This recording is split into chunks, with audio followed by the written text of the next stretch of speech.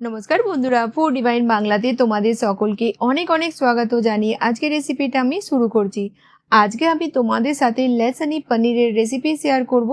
এইভাবে তোমরা একবার অবশ্যই বাড়িতে বানিয়ে দেখো, আশা করছি ভালো লাগবে। তো আজকের রেসিপির জন্য 200 গ্রাম পনিরকে এইভাবে ছোট টুকরো করে আমি কেটে নিয়েছি।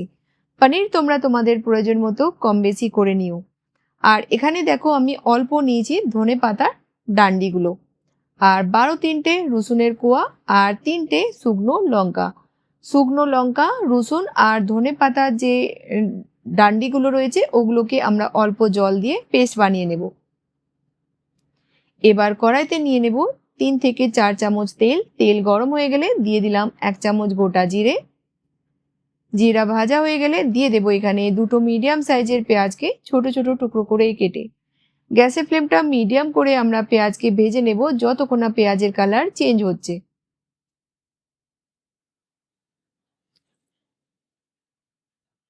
পেঁয়াজের কালার যখন চেঞ্জ হয়ে যাবে আমরা দিয়ে দেব এখানে 2টো মিডিয়াম সাইজের টমাটারকে ছোট ছোট টুকরো করে কেটে।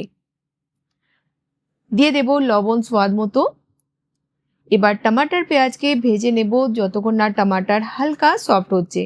টমাটার যখন আমাদের হালকা সফট হয়ে যাবে আমরা দিয়ে দেব কিছু ড্রাই মশলা।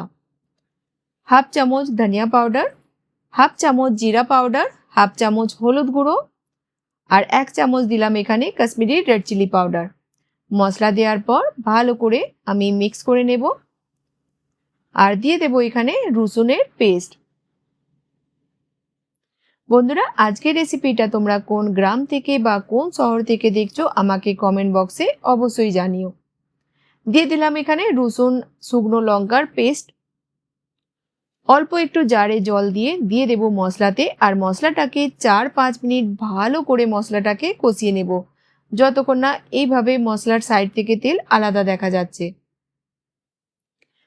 এবার দিয়ে দেব পনির, হাফ চামচ দেব গরম মশলা আর ধনে পাতা কুচি। মশলার সঙ্গে ভালো করে মিক্স করে নেব আর দিয়ে দেব এখানে হাফ কাপ জল। যতক্ষণ না তোমরা এইভাবে একবার পনিরটা বাড়িতে বানিয়ে খাচ্ছ তোমরা বিশ্বাসই করবে না এই পনিরটা কতটা টেস্টি তৈরি হয়েছে। ভালো করে মিক্স করে আমি দিয়ে দিলাম এখানে হাফ কাপ জল। প্রথমে গ্রেভিতে বয়েল আসতে দেব, তারপর ঢাকা দিয়ে দেব আমরা 3-4 মিনিটের জন্য। গ্যাসের ফ্লেমটা মিডিয়াম রাখবো। 3-4 মিনিট পর আমাদের সুপার টেস্টি লেসানি পনির তৈরি হয়ে গেল।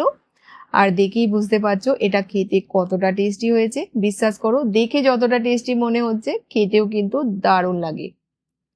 তো বন্ধুরা, একবার হলেও রেসিপিটা বাড়িতে বানাও, খাও, তারপরে বলো তোমাদের কেমন লাগলো। ভালো লাগলে অবশ্যই চ্যানেলটিকে সাবস্ক্রাইব করে নিয়ে আমার পাশে থেকো। তো নতুন কোনো রেসিপির সঙ্গে আবার দেখা হবে। ততক্ষণ ভালো থেকো, সুস্থ থেকো।